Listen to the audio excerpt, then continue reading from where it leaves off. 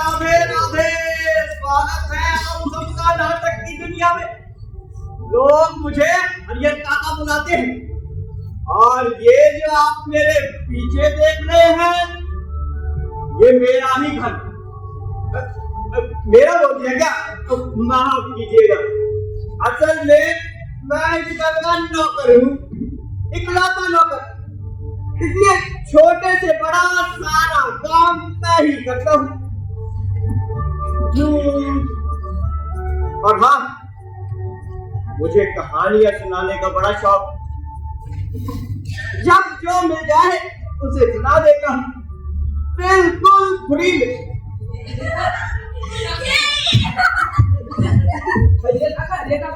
एक कहानी सुना। हाँ, सुना बहुत मजा आएगा। कोई नई कहानी सुनाना है। बिल्कुल बिल्कुल, पर हिंदी में सुनाऊं या अंग्रेजी में? अरे जो भाषा आपको आती है उसमें सुना दो। माने हिंदी में सुना। साफ साफ कहो ना कि अंग्रेजी समझ नहीं आती तुम दोनों को। पता नहीं कितने रुपयों की फीस से दिल्ली में पढ़ते सब बर्बाद।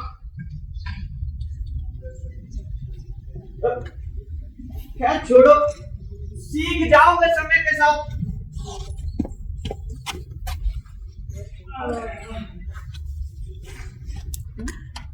तो बहुत समय पहले की बात है।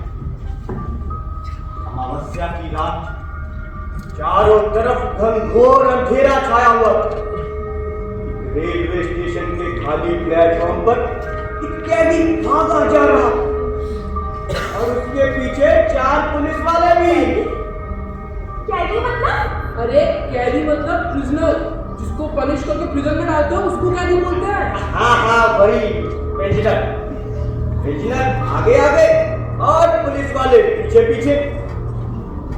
तभी उस स्टेशन पे खड़ी एक ट्रेन जो कि अब तक धीरे धीरे चल रही थी, तेजी पकड़ने लगी। तो हमारा कैदी भी था बड़ा ट्रेन के आखिरी डब्बे के दरवाजे पे लपक के चढ़ गया और पुलिस वाले देखते रह गए। अरे इसमें जबरदस्त क्या? पता नहीं क्या क्या प्लान करके भागा होगा। मार क्यों रहे उसे? उसने अपनी कहानी का नायक कैदी को मान लिया तो कुछ गलत थोड़े किया। हम सभी को हक होता है कि अपनी कहानी का नायक किसे माने। ये सब क्या बोल रहे हो काका? कहानी में बताओ ना आगे क्या हुआ। हाँ, कौन सी कहानी सुनी जा रही है भाई आज? ये काका हमें भागने में प्रिजनर की कहानी सुना रहे थे। भैया, छोटे बच्चों को क्या अलूल-जुलूल कहानियां सुना रहे हैं? अरे बहुत बढ़िया कहानी है, बच्चों को बड़ा आनंद आ रहा है। चुप हो जा। छोटे बच्चों को भला ये जेल और कैदी की कहानी सुनाते हैं। बच्चों घर में जाओ, गर्मा गर्म खाना बना है, जाकर खा लो।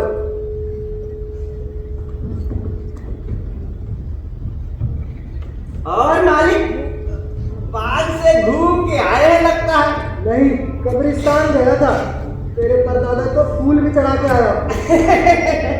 और वापस आते वक्त बाग होते हुए आए हैं लगता है। देख हरियर, मैंने तुझसे कितनी बार कहा आम चाहिए तो सीधे सीधे मांगा। ले, सबसे मीठे यही तो आम है, खा ले। बहुत आभार मालिक। बड़े बाबा मम्मी को आपसे कुछ बात करनी है। ठीक है, थोड़ी देर में आता हूँ। मम्मी ने कहा है अभी बात करनी है। कोई जरूरी बात करनी होगी मालिक, तो देर से जाना उचित नहीं होगा मेरे अनुसार। अरे मेरे बाप, तू आम खा, मैं चला जाऊंगा। जाओ बच्चों, मैं आता हूँ। सुनो बच्चों, थोड़ी देर में फिर बुलाने आ जाना, मालिक भूल जाते हैं।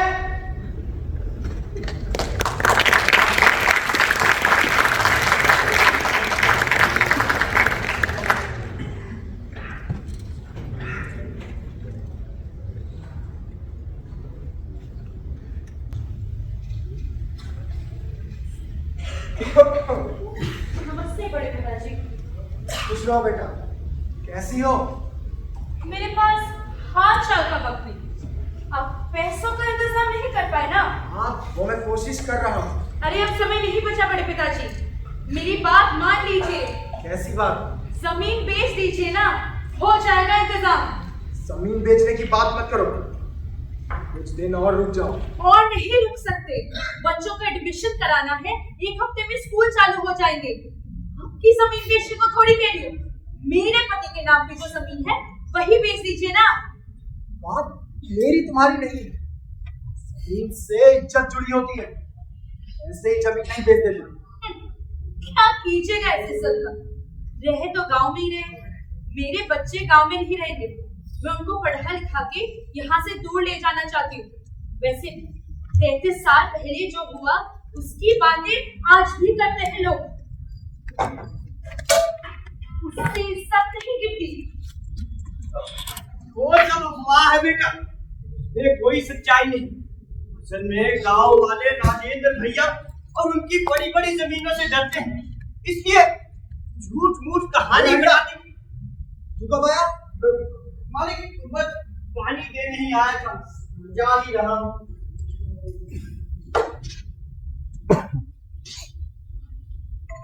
बहू आम खाओगी? अरे तुम जाओ यहाँ से, मुझे कुछ नहीं चाहिए।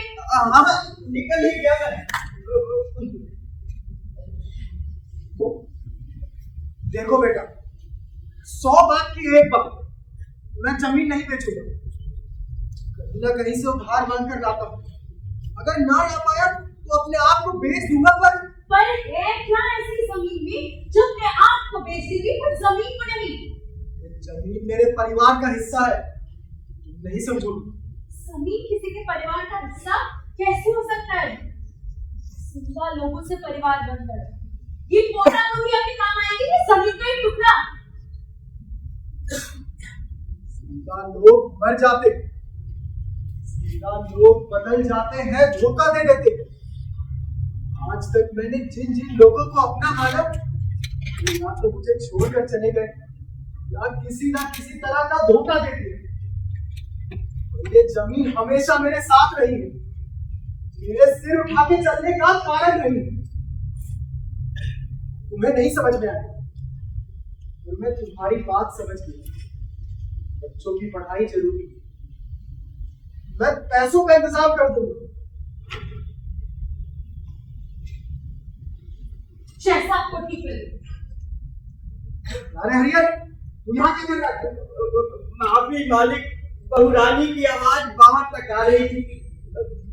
मेरी समझ में पैसों की कुछ दिक्कत मालूम पड़ती है। वैसे कितने पैसे लगते होंगे मालिक दाखिले में? 50,000 बता रही थी शायद।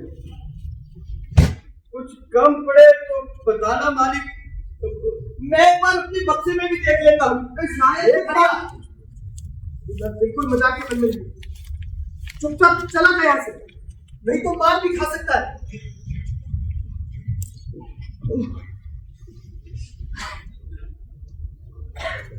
जा रहा हूँ गाँव में घूमने। महेंद्र की जमीन सरकारी प्रोजेक्ट में कहीं है सर, उसके पास जरूर कुछ पैसे हैं। कोई पूछे तो बता देना।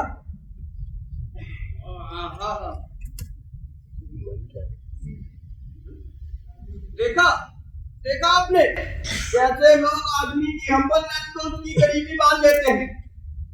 नौकर हुआ तो क्या हुआ, कुछ बचत नहीं किया होगा इतनी बड़ी जिंदगी में, पूरी खराब कर दिया कसम। और हाँ, कोई अफवाह नहीं है, सब सच है इनके काले अतीत के बारे में। मैं बताता हूँ आपको, मैं सब जानता हूँ, सालों से इनके यहाँ काम जो कर रहा हूँ। इस सब की शुरुआत होती है हरी से, और हरी के एक लड़की के प्रेम से। हरी, अब हरी के बारे में क्या बताऊं? गांव का सबसे बलशाली, सबसे बुद्धिशाली, और बातों में इतना तेज कि पूछिए मत। पर सब बेकार। क्यों? खुद ही देख लीजिए।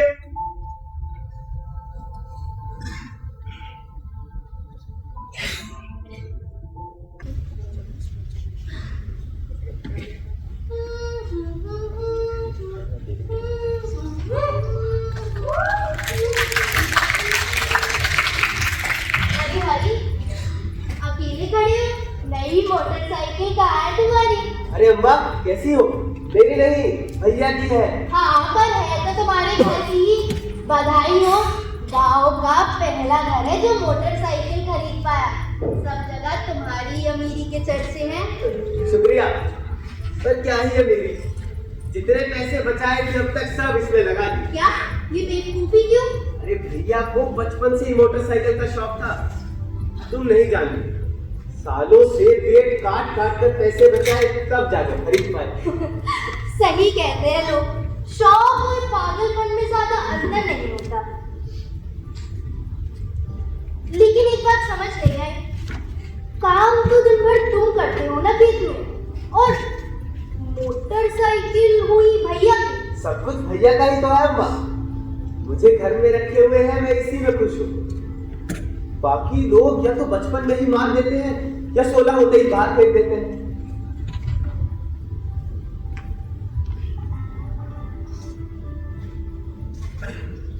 बहुत गर्मी है ना आज रोज ही होती, पर हाँ आज कुछ ज्यादा मालूम पड़ती है, जेठ से और क्या ही। पर मुझे क्या, मुझे तो दिन भर घर में रहना है। बस ये दोपहर का खाना पिताजी के लिए लेके जाना पड़ता है। सुबह ही दिया करो धूप निकलने से पहले। वाह भाई वाह, दिन भर मेहनत करे पिताजी और रोटियां भी ठंडी खाए। खैर छोड़ो, मैं चलता हूँ, मुझे बड़ा काम। क्या काम है? अरे मुझे खाना देने वाला कोई नहीं, और तुम्हारे पिताजी की तरह जमीन का छोटा टुकड़ा नहीं, 10 बीघा खेत जोतता हूँ, और वो भी अकेले। हाँ हाँ जानती हूँ, बड़ी मेहनती और ताकतवर हो, पूरा गाँव बातें करता है तुम्हारी। हाँ हाँ करना भी चाहिए, सही ही करते हैं। पर केवल बल से क्या होगा, बुद्धि से तो पैदल ही रहोगे। जाओ जाके पूछा विद्यालय के हेडमास्टर से कि पैदल हूँ या मिल्खा से। अच्छा जी, जब इतनी ही तेज थी तो पार्क के बाद पढ़ाई क्यों छोड़ दी? तुम्हें पता है, सबको पता है। हाँ वही तो, यही तो मैं तुम्हें समझाना चाह रही हूँ हरी। मुझे इस बारे में बात नहीं करनी, मैं चलता हूँ। नहीं, तुम्हें करनी होगी, आज तो करनी ही हो। आज इतनी जिद क्यों कर रही हो? आज क्या है ऐसा? मुझे पता चल गया है हरी, तुम दौड़ में जीत गए हो। मुझे ये भी पता है कि अगली प्रतियोगिता दिल्ली में होगी, और मुझे ये भी पता है कि तुम उसे भी जीत जाओगे। हाँ, पर मैं नहीं जाऊंगा। हाँ, और मुझे ये भी पता है, इसलिए पूछ रही हूँ, कब तक भागते रहोगे? कब स्वीकार करोगे खुद को? अम्मा कोशिश की है कि भूल जाऊं कि मुझे हीरोगे, और चला जाऊं दुनिया के सामने। पर जब लोग मुझे देखते हैं, हैरान होते हैं, हंसते हैं। जब उनकी गोद में बैठा बच्चा रोने लगता है तो मुझे सब याद आ जाता है। मैं खुद को उनकी आंखों में देख।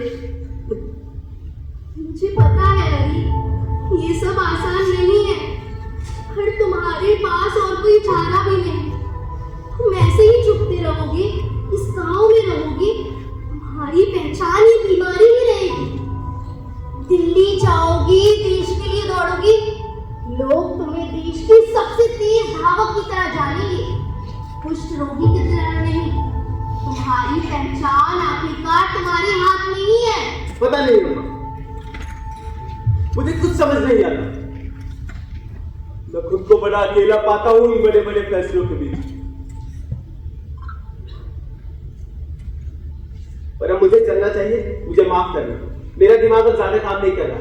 रुको, तुमने ऐसा क्यों कहा कि इन बड़े बड़े फैसलों के आगे तुम खुद को अकेला महसूस करते हो? क्या मेरा होना काफी नहीं?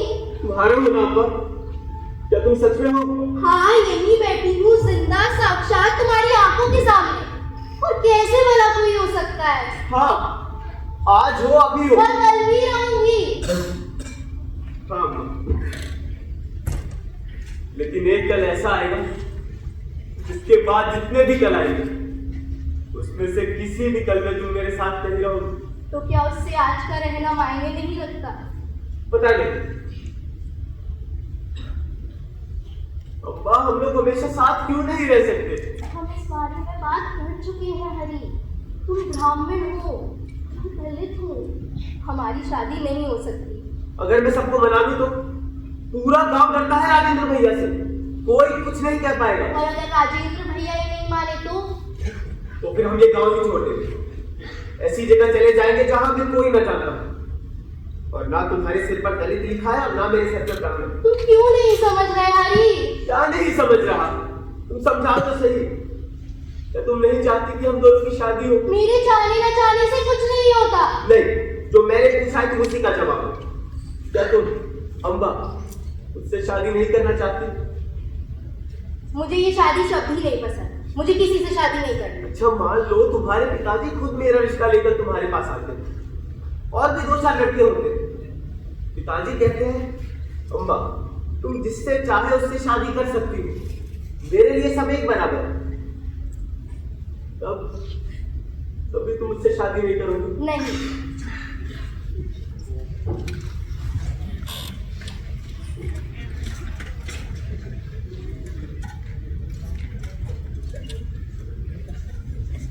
मुझे लगता है अब हमें चलना चाहिए।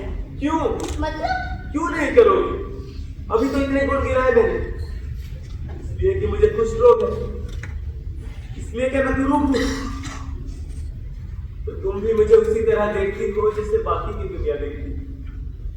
मैं सही था, मैं अकेला ही, कुछ पल कुछ दिन साथ घूम लेने को, कुछ घंटे बात कर लेने को, तो मुझे बस इतना ही काबिल माना जीवन भर के साथ इतना लेते।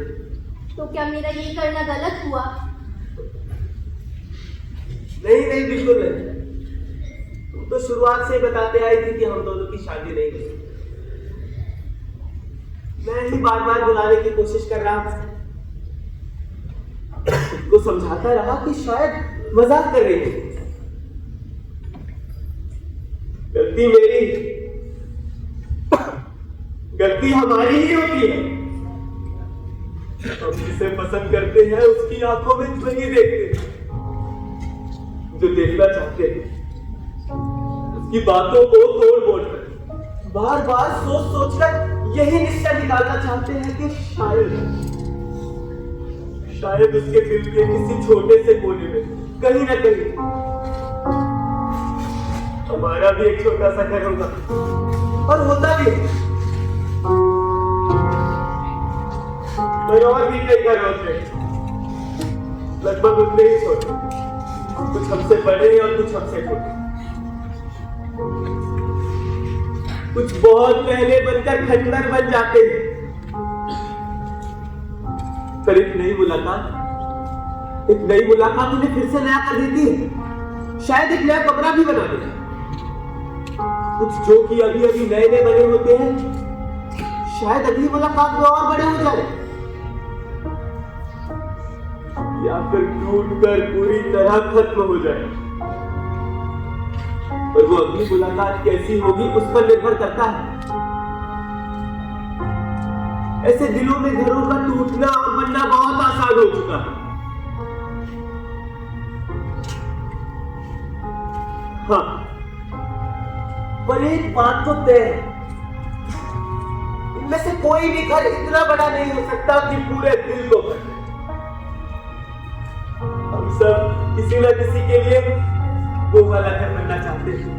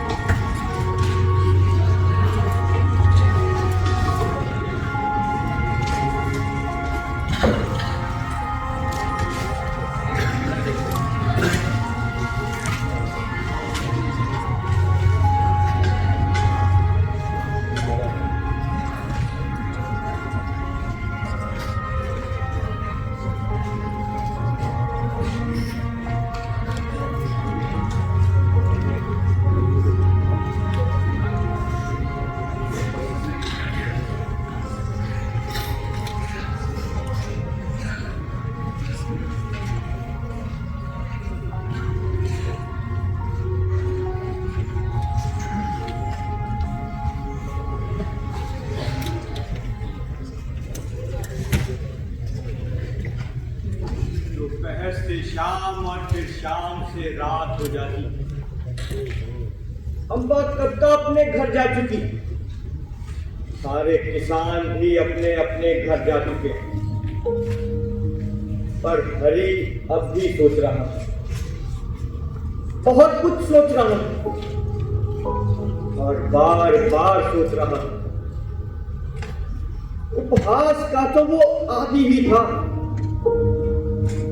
पर ये जो हुआ कुछ धोखे जैसा था, और धोखा शायद भाई साहब को पहली बार ही मिला। अरे अरे अरे, मैं बताना ही भूल गया, हरी राजेंद्र का छोटा भाई था या है पता नहीं, खुद ही देख लीजिए। अरे हरी, तू यहाँ बैठा है और मैं तुझे पूरे गांव में ढूंढ रहा हूँ। चल ये रोटी खा, उसके बाद हम दोनों घर चलते हैं।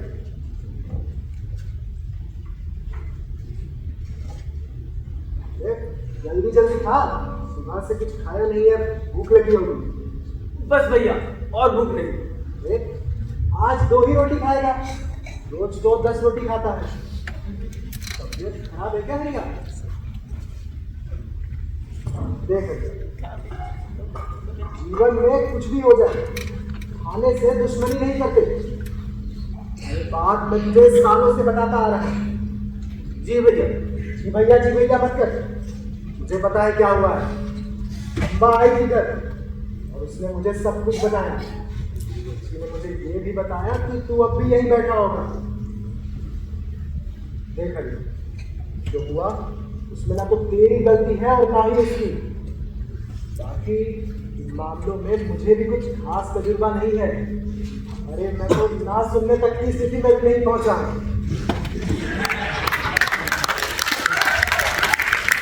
ये सारे काम अपने लिए बड़े मुश्किल है भैया।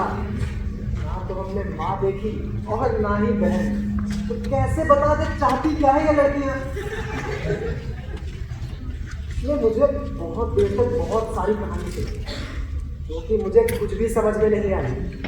फिर मैंने उससे इतना पूछा, हरिया किधर है ये बता दे बस, और यहाँ चला आया। ऐसे भी चमार थी वो हरिया। तूने सोचा है तुम्हारी कितनी बेइज्जती होती अगर तू उससे शादी करता तो? कभी कभी सोचता हूँ चमार होना ज्यादा बुरा है या रोगी। आज समझ आ गया, चमार होता तो कम से कम बाकी के चमार तो मेरे साथी होते। और चमार रोगी दोनों होना, ये होना कितना बुरा होता है ये नहीं सोचा कभी? अरे सोचने को तो तू बहुत कुछ सोच सकता है भैया, पर क्या कभी कृतज्ञ होने के बारे में सोचा है? तेरे पास तेरा खुद का परिवार है हरिया, इसीलिए तू अपने आप को कभी अकेला नहीं कह सकता। और जब भी कोई तेरा दिल तोड़ेगा, मैं आ जाऊंगा रोटी और अचार लेकर। मुझे माफ कर दो। बेइज्जती कराएगा क्या मेरी? तो रोना मत कर। अच्छा देख मेरे हाथ में क्या है। अरे भैया देख तो सही।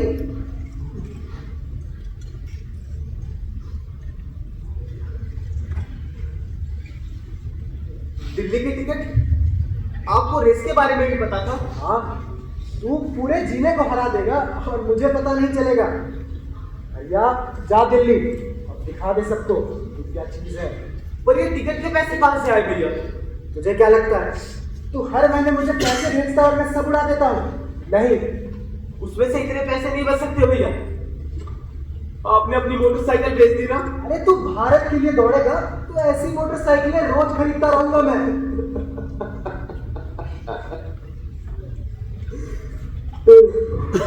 मैं भी कितना बेवकूफ, हमेशा अपने बारे में सोचता रहा।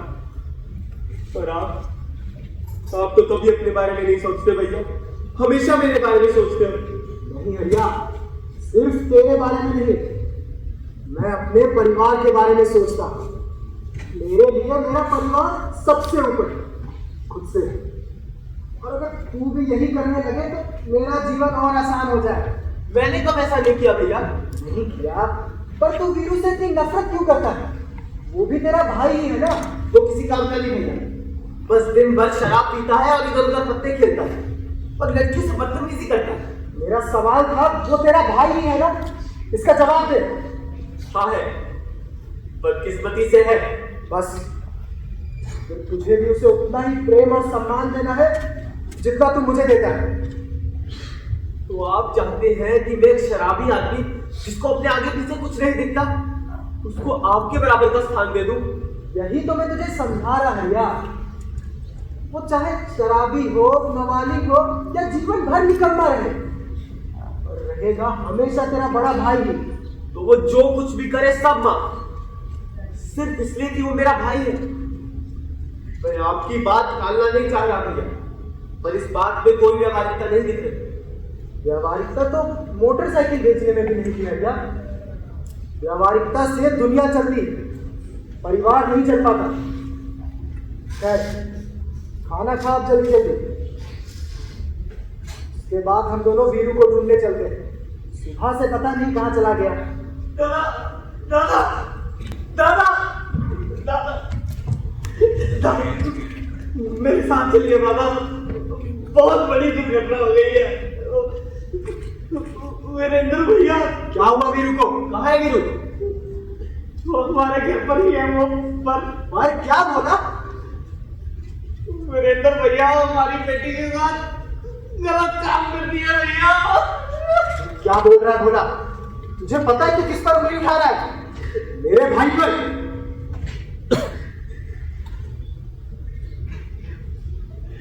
हाँ मालिक, आपके भाई हैं, इसीलिए किसी को कुछ नहीं कहा, किसी को कुछ नहीं बताया। आपको ढूंढते हुए सीधा यहाँ आ गए मालिक। पक्का किसी को नहीं बताया ना? नहीं मालिक। ठीक है, रोना बंद कर और घर वापस जा, हम लोग भी आ रहे हैं। जी मालिक। और चिंता मत करना, मैं सब ठीक कर दूंगा। हम जानते हैं मालिक, आप हमें इंसाफ जरूर दिलाएंगे। देख हरिया, हो सकता है ये जो कह रहा वो झूठ हो, वो हम उसके घर जाएंगे तो पता चल जाएगा। लेकिन अगर सच हुआ तो मैं आशा करता हूं तू मुझे निराश नहीं करेगा। चल।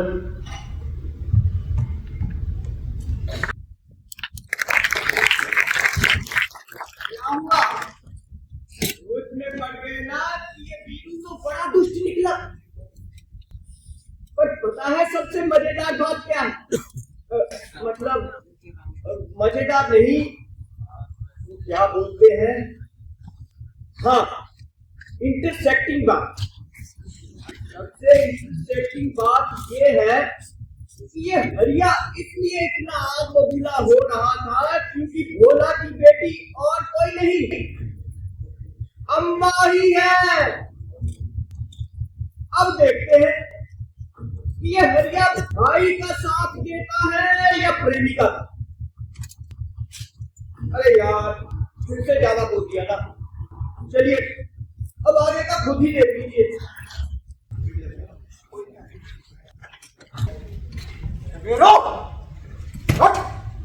सब क्या किया तूने? अरे भैया, अब बात है, कुछ खाने का लाना है क्या? बहुत पेट भरा, अनाज भी खाएगा।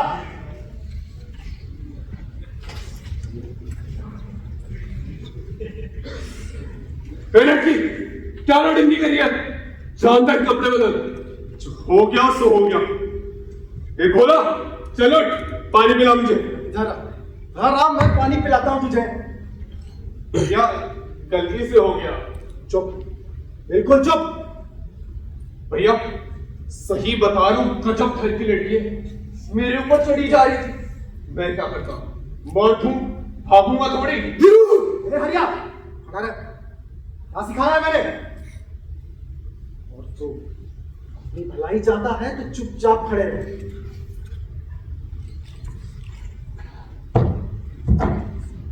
देख भोला, तू समझदार है, तू तो सब जानता ही है। गांव में तो कोई मेरे आगे खड़ा होने वाला नहीं। मान ले तू कोर्ट कचहरी भी चला जाए, हर हफ्ते कोर्ट के चक्कर, वकील की फीस और पता नहीं क्या क्या। हो सकता है 10 साल बाद वीरू को भेंट भी हो जाए, फिर 1-2 साल में छूट जाएगा।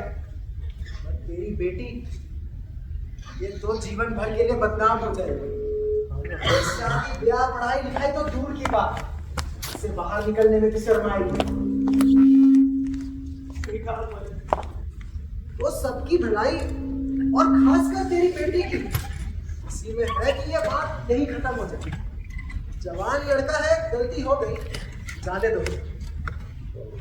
जी मालिक।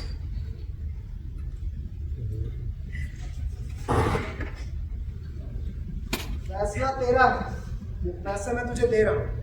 तू चाहे इसे शादी ब्याह में लगा या कोर्ट कचहरी में।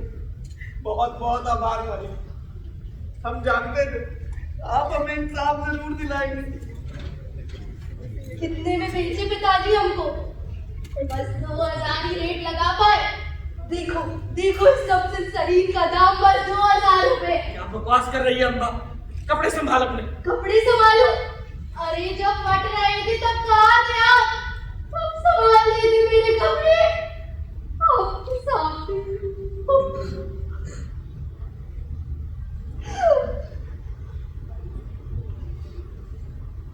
पिताजी, बचपन से मैं ये सोचती थी कि आप हैं तो मैं सुरक्षित हूँ, और आप बस 2000 पे सब कुछ भूलने को तैयार हो गए। पर तुझे सुना नहीं राजेंद्र भैया ने जो जो बताया? हाँ सुना, सब कुछ सुना, सब कुछ सही कहा, सब कुछ आसान कहा। और आसान नहीं चाहिए पिताजी, सही चाहिए मुझे, इंसाफ चाहिए मुझे, और वो मैं आपसे उम्मीद करती हूँ। बड़े लोगों के खिलाफ जाकर कभी किसी का भला नहीं हुआ, इसमें कोई समझदारी नहीं।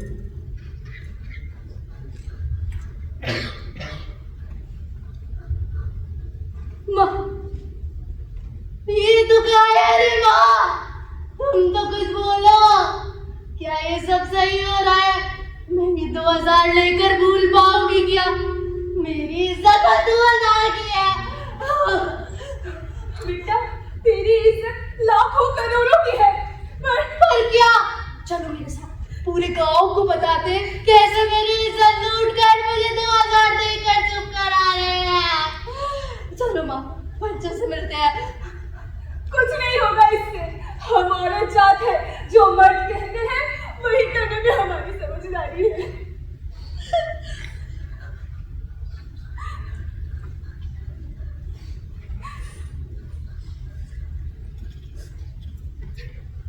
और तुम प्रेम करते हो ना मुझसे, शादी करना चाहते हो ना? ये आदमी ने बलात्कार किया मेरा। जान ले लो इसकी, जान ले लो इसकी।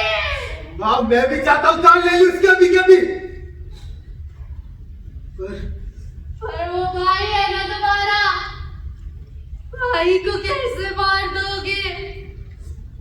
उसमें समझदारी नहीं।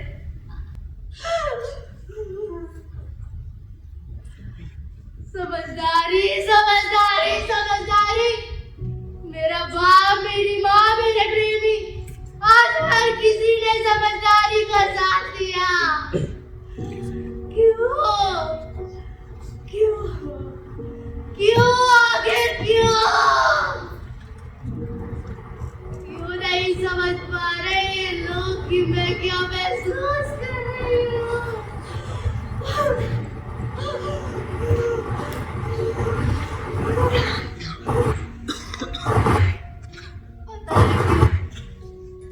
इन तीनों में से आज तक किसी का भी बलात्कार नहीं हुआ, इसलिए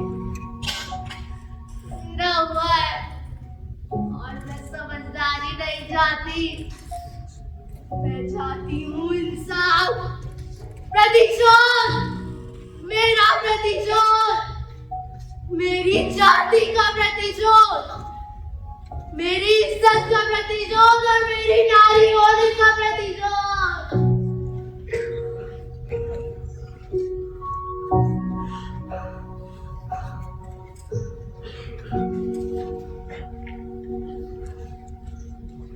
कई साल पहले द्रौपदी का चीर हरण हुआ था। वो भी ऐसे ही गई थी सबके पास मदद मांगने। और किसी ने उसकी मदद नहीं की। पर उसका चीर हरण पूरा नहीं हुआ था, क्योंकि श्री कृष्ण उसे बचाने आए थे। मैं भी आज श्री कृष्ण का इंतजार करती रही, पर वो मुझे बचाने नहीं आए। मैं द्रौपदी नहीं हूँ ना, हरिजन की द्रौपदी हूँ, कलयुग की द्रौपदी हूँ, और इन द्रौपदियों को कृष्ण भी बचाने नहीं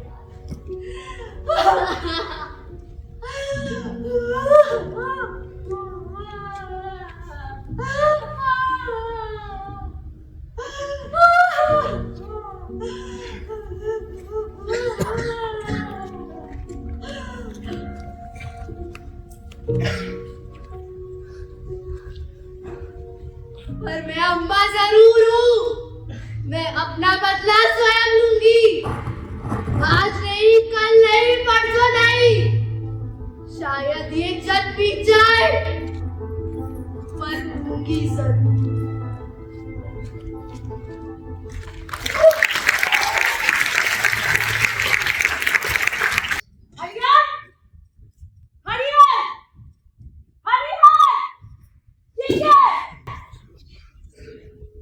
बेटा ये 500 का नोट है और ये वाला 1000 का, शायद 100 के भी कुछ होंगे। ए बुड्ढे, ज्यादा चालाकी मत कर। कहां से आते हैं पैसे निकालने से? कमाए है बेटी, जीवन भर की कमाई है। मालिक कहाँ है? मालिक दिखाई नहीं दे रहे। सस्ता बता, कहां से चोरी किए हैं पैसे? नहीं तो पुलिस को बुलाती हूँ। तेरा सारा नाटक ठीक कर देगी। मालिक को आने दो, वो तुम्हें समझा पाएंगे। तुम चाहो तो कुछ पैसे उधार ले सकती हो, जो कि फीस भरने के लिए। क्या तुम्हें पता है कि मालिक कहाँ है? क्या मालिक हमारी जगह रखा है? मैं हूँ इस घर की मालिक। ये हमारे पैसे चुराए ना तूने? यहाँ तो तुझे कोई तनख्वाह मिलती नहीं, फिर कहाँ से बचा लेंगे पैसे? हाँ तो मैं कुछ सालों से ही हूँ। इससे पहले कलकत्ता में था, वहाँ लोगों को घुमाता था, वहाँ से कमाए हैं मैंने ये पैसे। मालिक, मालिक किधर है मालिक? अच्छा, कहानी बनाने में तो तू बहुत तेज ही है ना। लो, ऐसे नहीं मानेगा। चोर, चोर, चोर, चोर, चोर।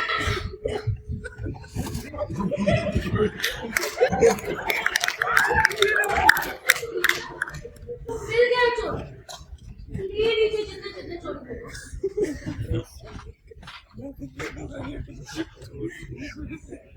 बहुत धन्यवाद। अब अपनी जमीन अपने सीने से लगा के रखेगा। मेरा काम हो। कुछ दिनों पहले मेरे भी पैसे चोरी हुए थे, शुक्र है भगवान ने जो मिल गए। बाबा जी, वो मेरे पैसे।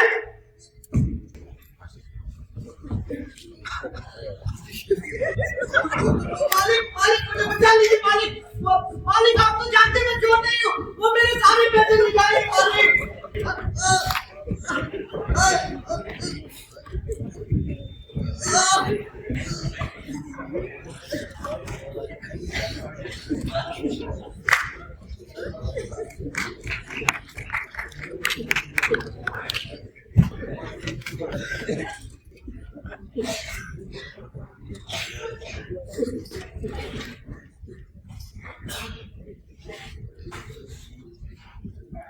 मैं डॉक्टर हूँ तो समझते हैं, मेरे पैसे चोरी कहीं होंगे। मैं आदमी और नौकर भी, इसलिए मेरी समाज में कोई इज्जत नहीं। कोई औरत होती तो खाली सवाल पूछते, आदमी को पहले मारते हैं, फिर पूछते हैं कि ये पैसे तेरे हैं या नहीं।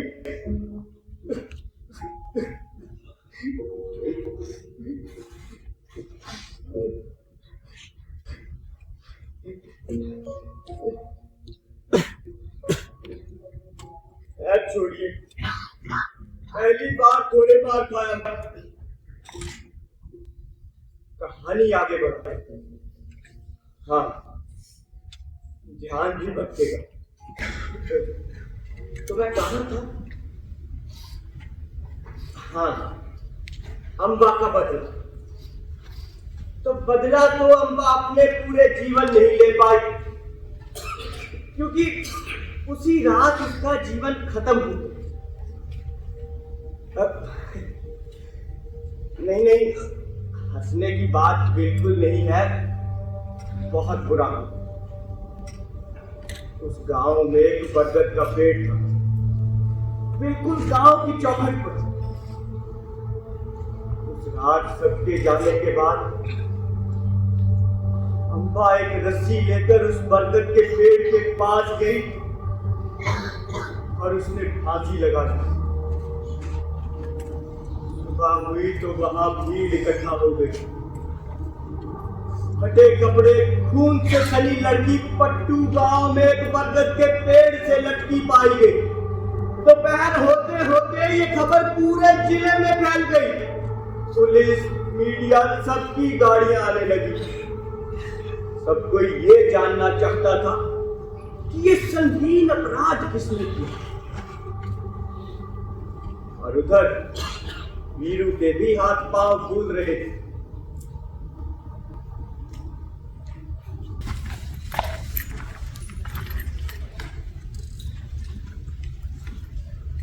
अब मेरा क्या होगा भैया? इस लड़की ने तो अदा कर दिया, अब आप ही मुझे बता सकते हैं भैया। क्या होगा मुझे क्या पता? उसका बलात्कार करने से पहले मुझसे पूछने आया था तू। बहुत बड़ी गलती हो गई भैया, मुझे किसी तरह बचा लीजिए। मैं आपका छोटा भाई हूँ ना, आप तो मुझे बचपन से बचाता है। अब बचा क्या है बचाने को? बोला ना भी बताए तो इतनी बड़ी पुलिस कहीं ना कहीं से पता लगा ही लेगी कौन किया है। अरे गांव का दरोगा नहीं है, शहर से फोर्स आई, खुद की जिंदगी बर्बाद की ही पूरे परिवार की इज्जत गंवा दी। अरे सब लोग झुकेंगे हम पर, जहां जाएंगे सिर झुका कर चलना पड़ेगा। नहीं भैया, कुछ भी हो जाएगा तभी आपका सिर नहीं झुकने दूंगा। अरे कैसे हरिया? अब क्या उपाय बचा? उपाय का तो पता नहीं भैया, पर मैं कुछ भी करने को तैयार हूं और आपकी बेइज्जती नहीं होने दूंगा। तू सच में कुछ भी करने को तैयार है या बस कहने के लिए बोल दिया? तुम्हारी तरह दरिद्र और मतलब ही नहीं हूं मैं। और मुझसे बात मत करो, तुम्हारी शक्ल देखकर गुस्सा आता है। नहीं, क्योंकि मेरे पास एक तरकीब है। भैया एक बार सोचिए, ये हरी और अम्बा साथ साथ घूमा फिरा करते थे, पूरा गांव जानता था ये बात। अब अगर हरी अपने ऊपर सारे इल्जाम ले ले तो सब कुछ कितना आसान हो जाएगा। वो हरी पूरी बात तो सुनो, सब लोग समझेंगे दलित लड़की, रिश्ता बना ले पर शादी नहीं की हरिया। इसी बात से निराश होकर कर लिया तुम। चुप, बिल्कुल चुप। नहीं भैया, इसकी बात गलत नहीं है। देखा कितना समझदार है अपना हरिया, शाबाश। और वैसे भी भैया ये कुष्ठ रोगी है, आगे चलकर भी इससे कोई शादी नहीं करता, पड़ा रहेगा रंडवा बनकर इसी घर में, मनुष्य शराफत। इसका वैसे भी कोई खास भविष्य। एक शब्द भी और कहा तो मैं खुद पुलिस के पास पहुंचाऊंगा तुझे। सच तो कह रहा है, मैं इस घर से चला भी जाऊंगा तो खास नुकसान नहीं होगा। कुछ सालों में नई पीढ़ी आने वाली है, इस पीढ़ी में मेरा अपना कोई नहीं। अरे नुकसान नहीं पगले, फायदा। तेरे यहाँ रहने से कितने लोग हमारे घर पे नहीं आते कि कहीं उन्हें ये बीमारी न फैल जाए। तेरी वजह से कोई भी आदमी अपनी बेटी की शादी हमारे घर में नहीं करता। भैया ने तुझे कभी बताया नहीं, पर उनकी शादी भी अब तक इसलिए ही नहीं। वो आप सब आप छोड़ जाएगा। क्या करिए भैया, ऐसा भी है अपना भाई, इसे मारना नहीं है, बचाना है। मैं ये इल्जाम अपने ऊपर लेने को तैयार हूं, आपकी इज्जत को कुछ नहीं होगा। नहीं हरिया, ये व्यवहारिकता नहीं। भैया व्यवहारिकता से दुनिया चलती है, परिवार में।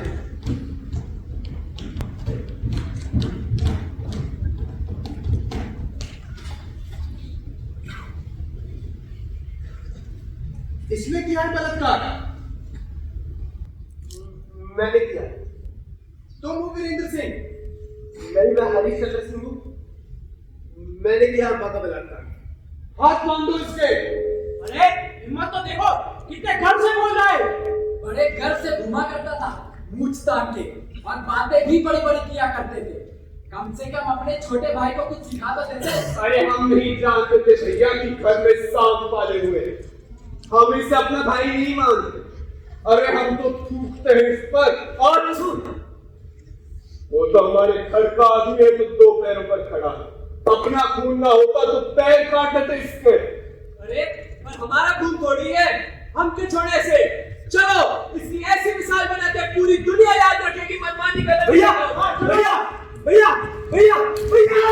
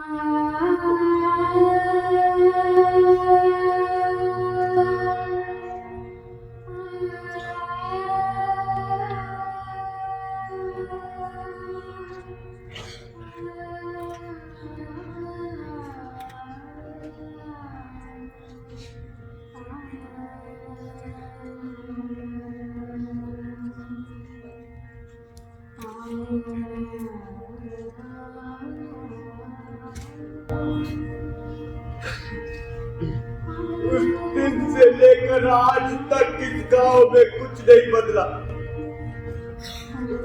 उस दिन भी राजेंद्र भैया मुझे बचाने नहीं आए थे और आज भी नहीं आए।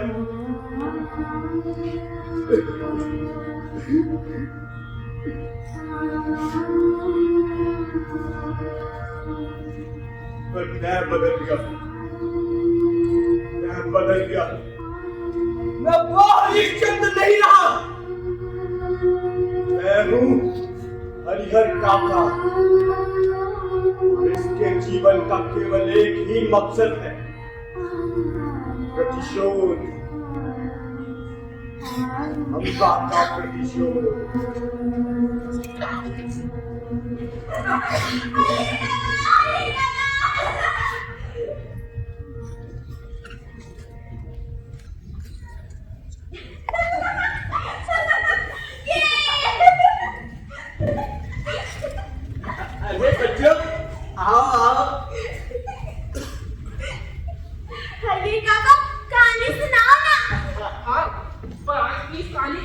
देना।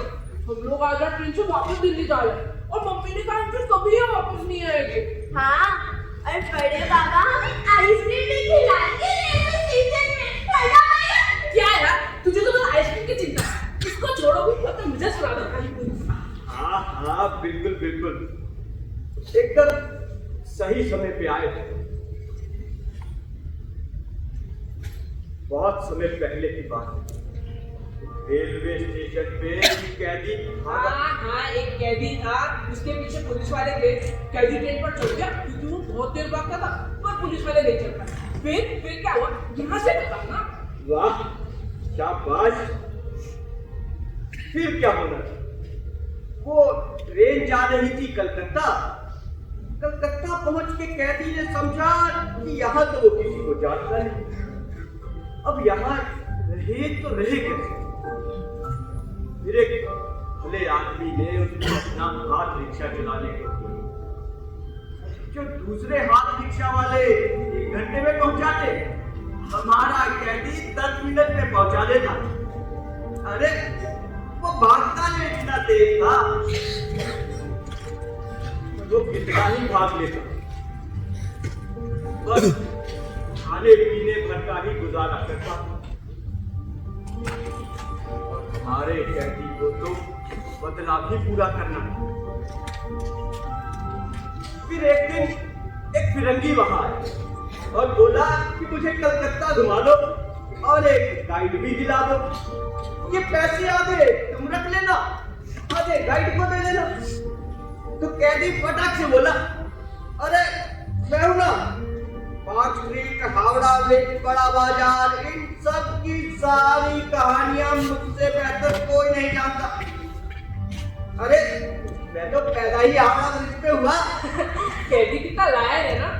अरे पर इसके पास कोई ऑप्शन भी तो नहीं था। कोई ऑप्शन नहीं होगा तो झूठ बोलना ठीक हो गया।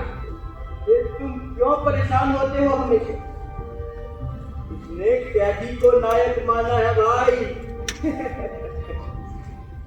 ऐसा ही होता, हम जिसे कहानी का नायक मान लेते हैं उसकी सारी गलतियां नजरअंदाज कर देते हैं। उसकी किसी भी बात पे कोई सवाल नहीं करते कि वो सच है या झूठ। अच्छा ठीक है, आगे की कहानी सुनाओ। कैदी कितना झूठा था, लायक नहीं। लॉयर, डॉक्टर, इंजीनियर सब बन जाता था। ऐसी कहानियां सुनाता था कि जिसे सुनकर सारे पन्ना खुश। जो भी कलकत्ता घूमने आता बस उसी का पता पूछता। हाथ रिक्शा से मोटरसाइकिल, फिर घर, गाड़ी सब खरीद लिया कैदी। और फिर शादी करके खुशी खुशी कलकत्ता में रहने लगा। Happy ending. रुको रुको, ऐसा कैसे? कैदी कितना ही अमीर हो जाए उससे कोई शादी नहीं करता, क्योंकि वो बहुत बदसूरत है। फिर क्या हुआ?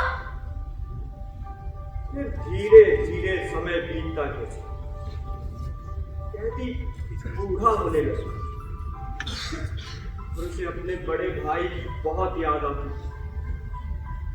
रोज दिन भर यही सोचता कि कैसे होंगे, क्या कर रहे हैं लोग, कितना याद करते होंगे उसे। ऐसा करते करते 33 साल बीत गए। बस फिर एक दिन उससे रहा नहीं गया। उसने जितने पैसे कमाए थे सारे एक बक्से में भरे और चला आया वापस अपने गांव। एक बार तो वापस आएगा तो पुलिस उसे वापस पकड़ लेगी ना। अरे 33 ईयर बाद कौन उसे पहचानता, सब लोग भूल गए होंगे अब तक तो। हाँ सब भूल गए थे, पर उसके बड़े भैया ने वो उसे तुरंत पहचान गए।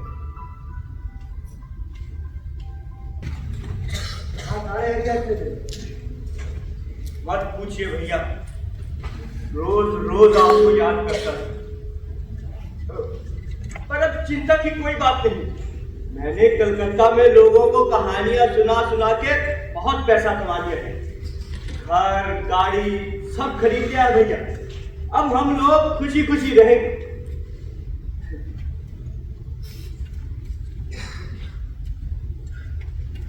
क्या हुआ भैया? मुझसे कुछ गलती हुई क्या? नहीं भैया, दरअसल बात यह है कि अब भी कई लोग उस घटना को भूले नहीं हैं। तूने भले कुछ ना किया, ये लोग तो तुझे आज भी गलत ही समझते। तू हमारे साथ रहने लगा तो क्या भैया? तो जिंदा तक वापस क्यों आए? जल्दी से वापस चला जाओ। झांसी गया है। मैं भैया से बात कर रहा हूँ। अरे मैं भैया की तरफ से कह रहा हूँ, हम लोग अपनी जिंदगी में आगे बढ़ चुके। तू यहाँ रहेगा? लोग कहेंगे कि बलात्कारी को घर में रखा हुआ है, सब बहिष्कार कर देंगे हमारा। मेरी एक बेटी है, उसकी शादी करनी है कुछ दिनों में, 2 पोता पोती हैं। पर भैया मेरा आपके बिना कहीं मन नहीं लगता भैया। मैं इस घर में नौकर बन जाऊंगा भैया। मैं घर के सारे काम करूंगा और किसी को पता नहीं लगने दूंगा कि मैं गरीब। लाखों रुपए वाला आदमी, हर गाड़ी वाला बड़ा आदमी इस घर में नौकर बनकर रहेगा? नहीं भैया।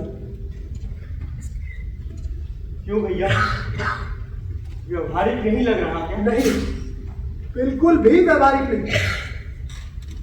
तो भैया मोटरसाइकिल बेचने में भी तो व्यवहारिकता नहीं थी। कुछ इस तरह कैदी वापस अपने गांव आया और अपने भैया के साथ खुशी खुशी रहने लगा। तो बच्चों, इस कहानी से हमने क्या सीखा? वैवाहिकता से दुनिया चलती है पर परिवार नहीं चलता। तुषार, नेहा, चलो यहाँ से। हम लोग ऑलरेडी बहुत लेट है। बड़ी मामा वेट कर रहे हैं हमारे कार में। थैंक यू हरिया काका, आप बहुत अच्छी कहानी सुनाते हो। मुझे तो इस कहानी की एंडिंग पसंद नहीं आई। हीरो ने विलेन को मारा ही, दिमाग में एंडिंग कैसे हुई? तुम चलो भैया, तुमको यहीं छोड़ के जाओ। नहीं, अभी कहाँ हुई एंडिंग? एंडिंग तो मैं अब करूंगा। अब घर में कोई और नहीं, बस मैं और हीरो और विलन। 8 साल इंतजार किया मैंने इस मौके का। आज होगा अम्मा का प्रतिशोध पूरा और मेरा ये दूसरा जन्म सफल। आज होगी अन्याय पे न्याय की जीत।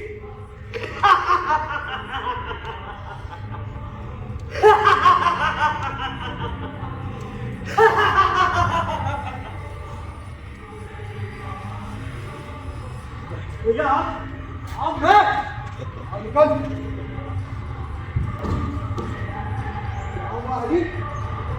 पर क्यों लेटा है? जा वीरू को मार दे। ये बड़ा है जब तू जमीन पर। हाँ, मार दे वीरू को।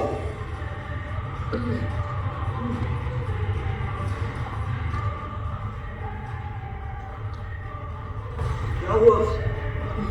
आप सब लोग भी वीरू के आने का इंतजार कर रहे हैं। ये नहीं मार पाएगा ये वीरू को। ये वीरू है ही नहीं, यही है वीरू, यही है अभी। अरे मेरा पूरा जीवन बीत गया तुझे ये सिखाते सिखाते कि कहानी की दुनिया से बाहर निकल। देख ये पागलपन आज तुझे कहाँ ले आया। तुझपर पहली बार कब हुआ? के कमरे के बाहर अचानक वो तेरा बक्सा रखकर चला गया। जब तू मेरे पैरों पर गिरने आया मैं सब कुछ समझ गया। मत कीजिए भैया, मत कीजिए।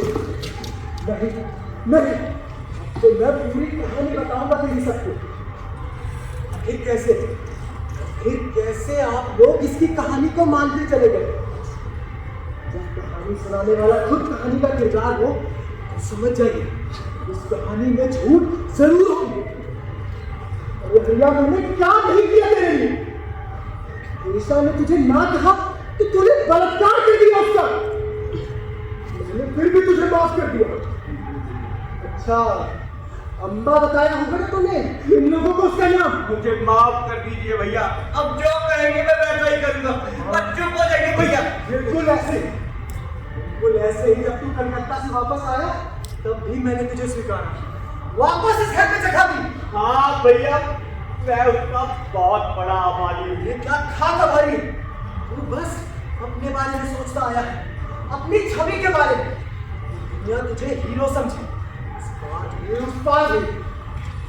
तो क्या गलत किया मैंने? भगवान ने मुझे इस बीमारी के साथ पैदा किया, मुझे हंसी का पात्र बनाया, तो मैंने अपनी कहानी बनाई। क्या गलत किया मैंने कि झूठी से कुछ लोगों के लिए हीरो बन गया मैं, पर आपसे मेरा ये दुख भी देकर रह गया। मेरे हीरो बन जाने से मेरे विलन बन जाने से मुझे कोई फर्क नहीं पड़ता। ईशा के बलात्कार का मजाक बनाकर मैं बहुत नीच काम किया, इसलिए मैं यहाँ आया तेरी सच्चाई सबको बताने। चाहूँ तो पूरे गांव को बता दूं कि हरी वापस आ गया है, नोच खाएंगे तुझे। नहीं, मेरे लिए यही सजा काफी। तू कहीं का हीरो, बस एक साधारण इंसान।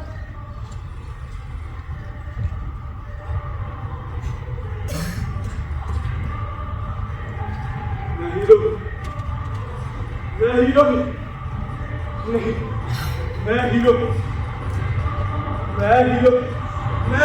बन के रहूंगा, मैं हीरो बन के रहूंगा।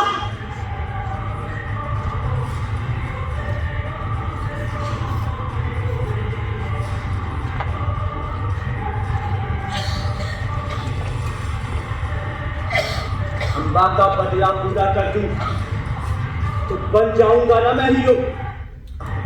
हाँ हाँ, तो आज मैं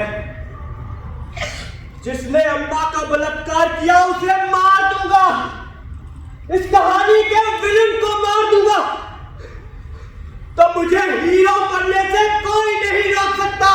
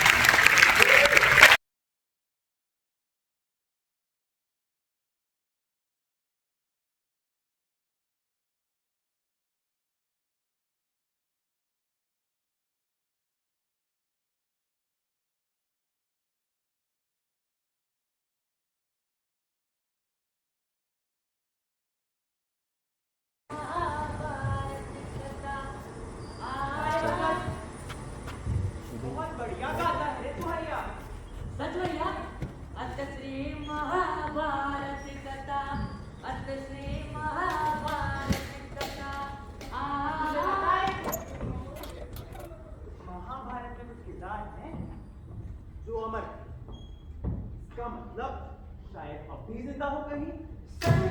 हाँ, और क्या? पर अगर हमारे खेतों के करीब से कभी गुजरे तो शायद तेरा गाना सुनकर मर जाए। मतलब अच्छा गाता हो कि नहीं? पहले तो मुझे ये बता कि दिन भर महाभारत का गाना क्यों गाता है? अरे भैया क्या बताओ, मुझे तो ये महाभारत का टीवी प्रोग्राम बड़ा अच्छा लगता है। मुझे तो लगता है कि मैं अर्जुन जैसा हूँ। अच्छा, और मैं दुर्योधन? नहीं नहीं भैया, आप तो युधिष्ठिर हो। उनके भी तो पिताजी उनके बचपन में ही मर जाते। फिर बड़ी बहादुरी और मेहनत से अपना वक्त वापस लेते, बिल्कुल आपकी तरह। कभी कभी मैं सोचता हूँ कि काश हमारा भी एक युद्ध है। अच्छा, और वो कौन सा पात्र होता? दुर्योधन। तू सोचता बहुत है क्या, इतना मत सोचा कर। और ये कहानियां बस सुनने के लिए अच्छी है, पर ये कलयुग है, यहाँ दुर्योधन बनना भी बड़ा मुश्किल है। अच्छा भैया, एक आखिरी सवाल पूछूं? कुछ ये लोग कौन है? मैंने कहा है ना, इनकी तरफ ध्यान मत दिया कर। पर भैया, ये लोग हमारी बातों पर हंसते क्यों है? बता चुका हूँ ना, क्योंकि हम नाटक के अंदर है हरिया। तो मतलब हम झूठी जिंदगी जी रहे? ऐसी जिंदगी जीने का क्या फायदा? हम बाहर क्यों नहीं जा सकते? मैंने कहा ना, तू इतना मत सोचा कर। इनकी दुनिया भी एक नाटक ही है, बस इन्हें पता नहीं। अच्छा, जैसे हमारे गांव में हम लोगों का पता है वैसे? हाँ, बिल्कुल वैसे ही। चल, अब शाम होने लगी है, घर चलते हैं। पर भैया, जब मैं सुसु करने जाता हूँ तब भी ये लोग देखते हो? नहीं नहीं, जब जब हम हमारी कहानी दिखाना चाहें तभी ये लोग देख सकते हैं। चल, आज के लिए बहुत सवाल।